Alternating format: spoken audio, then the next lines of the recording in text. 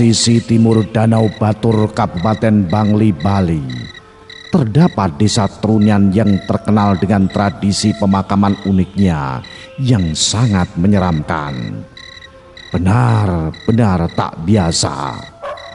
Tempat ini konon penuh dengan kisah mistis dan diselimuti berbagai misteri. Bagaimana tidak seram? Tempat ini adalah pemandangan langsung berupa deretan tengkorak dan tulang belulang manusia.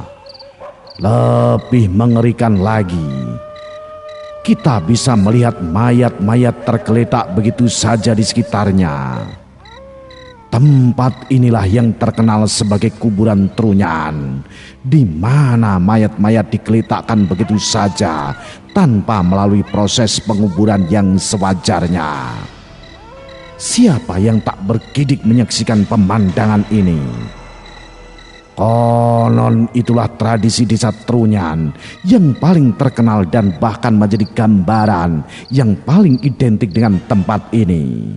Tradisi pemakaman unik dan nama desa ini konon berasal dari adanya pohon tarumenyan yang berarti kayu wangi.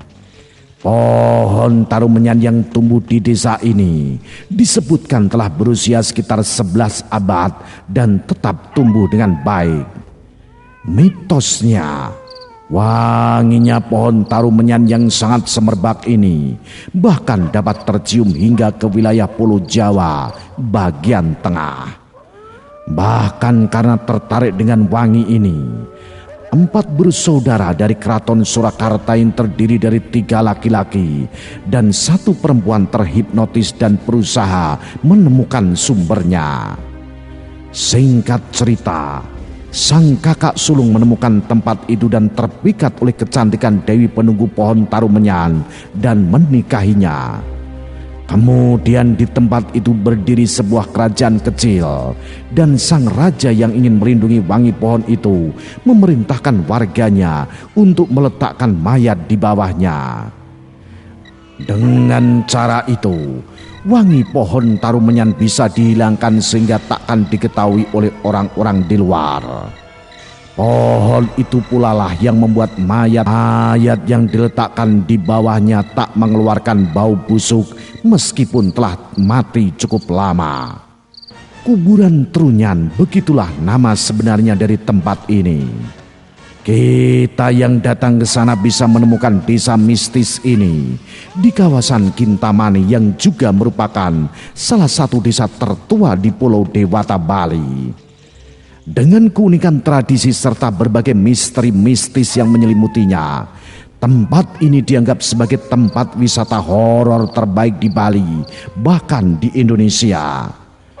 Apa yang akan pengunjung temukan di tempat ini bukan sekedar cerita, namun disertai penampakan sosoknya yang nyata, yaitu sosok tumpukan mayat-mayat yang dimakamkan dengan cara diletakkan begitu saja di atas tanah.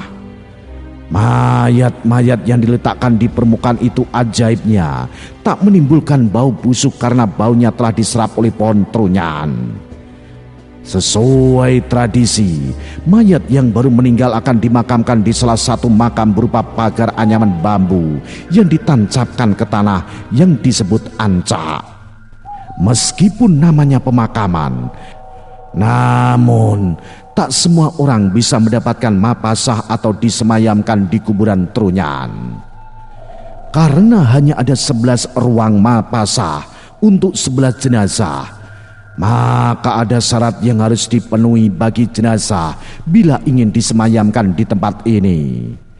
Syarat-syarat itu dibagi ke dalam 3 kategori makam sesuai keadaan meninggal jenazah, yaitu sema muda, tempat pemakaman khusus bayi dan anak-anak; semawiyah, untuk pemakaman mereka yang sudah dewasa dan meninggal secara wajar; semabantas, yaitu khusus untuk mereka yang meninggal dengan cara lain seperti kecelakaan dan lain-lain.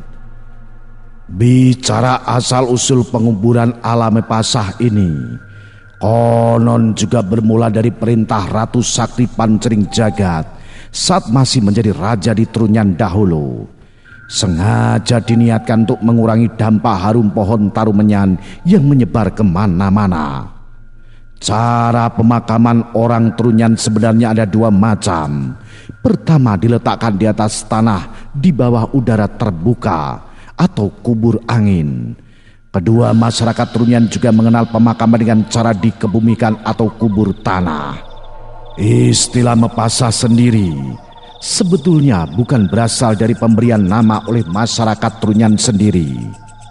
Menariknya, adanya perbedaan teknik penguburan itu bersumber dari adanya perbedaan kategori umur, status, cara kematian, dan kondisi jasad saat warga Trunyan meninggal. Mereka yang dimepasahkan ialah orang-orang yang saat meninggal telah berstatus berumah tangga atau masih bujangan, perawan, dan anak kecil yang telah tanggal gigi susunya. Selain itu, proses kematian orang-orang ini juga dianggap normal atau wajar, entah karena sakit biasa atau usia tua. Sedangkan yang dikebumikan ialah mereka yang saat meninggal jasadnya rusak, cacat, terdapat luka yang belum sembuh karena sakit tertentu, seperti sakit cacat atau lepra.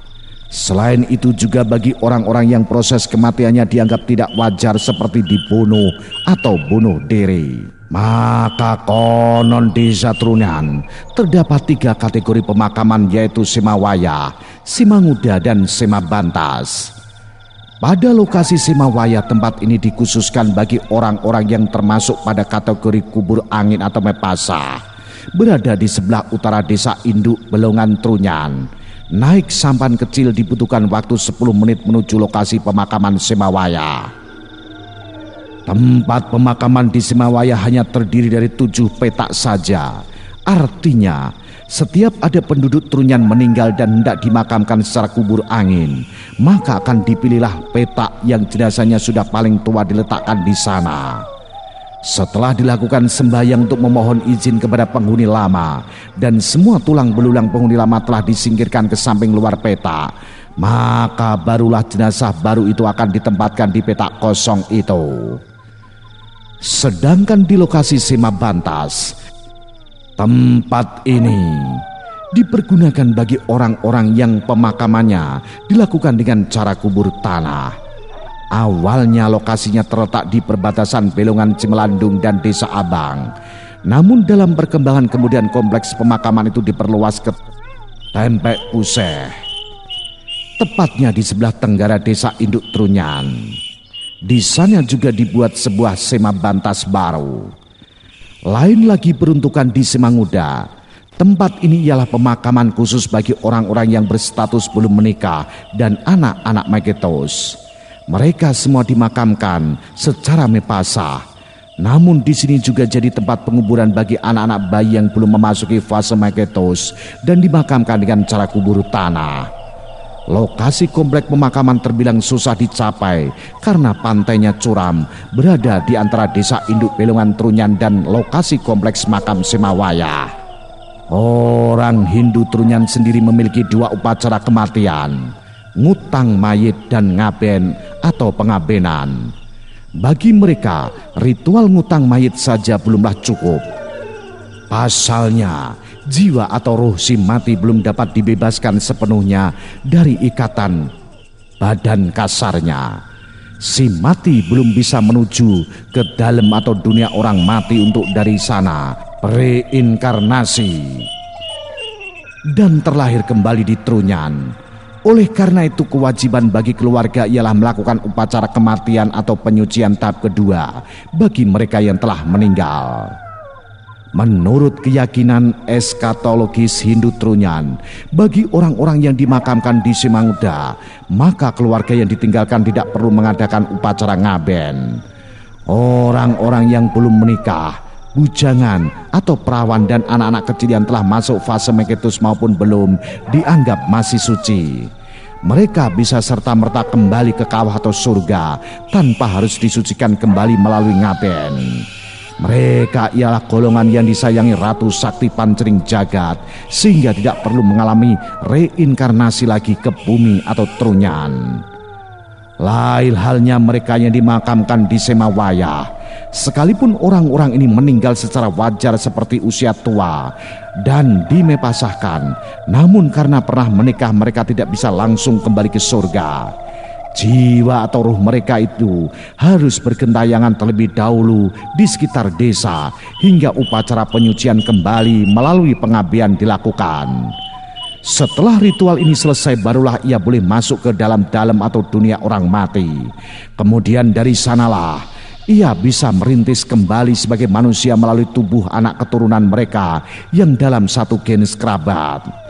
Lebih-lebih bagi yang dimakamkan di Semabantas, khusus bagi yang meninggal karena kasus yang tak wajar seperti bunuh diri, dibunuh, atau saat meninggal jasadnya rusak karena penyakit tertentu, maka menurut keyakinan Hindu Trunyan, bukan hanya ngutang mayit dan ngaben, tapi pada mereka juga harus dilakukan upacara penyucian tambahan.